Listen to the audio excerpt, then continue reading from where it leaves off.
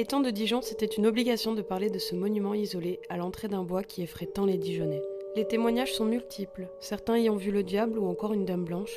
D'autres racontent que leur voiture est tombée en panne devant la porte quand certains affirment que des sectes se réunissent sur place la nuit. Autrefois habité par des moines bénédictins vivant en parfaite autarcie, le lieu fut pillé et abandonné après la Révolution. Le plus connu des spectres serait Mathilde, impératrice d'Allemagne, revenant sous la forme de dame blanche. On parle aussi d'autres créatures, puisqu'en 1884, un braconnier tua une louve de grande taille dans la forêt de Lyons.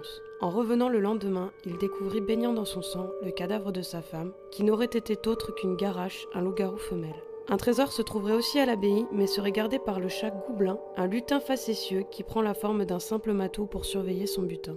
La légende raconte qu'une jeune fille enfermée dans la cave de la maison par son père en guise de châtiment y serait morte noyée à la suite d'un gros orage. Revendue en 1992, elle reste depuis inhabitée. La maison n'a jamais été rénovée puisque les ouvriers refusent de venir y travailler après que 2 d'entre eux aient succombé à des accidents mortels en plein travail. Les visiteurs de la maison du Fort Lapin assurent y entendre des cris, des bruits étranges et y apercevoir des silhouettes furtives. L'histoire raconte qu'au temps de la guerre de 100 ans, un brigand nommé Pierre de la Vache aurait trouvé refuge dans cette grotte isolée. Son propre frère, un homme de loi, le dénonça aux autorités, mais pris de remords, décida de le pousser dans le vide avant de se suicider lui-même. Depuis, les habitants de Ménherbe évitent le site, persuadés que les esprits des 2 frères hantent toujours les lieux.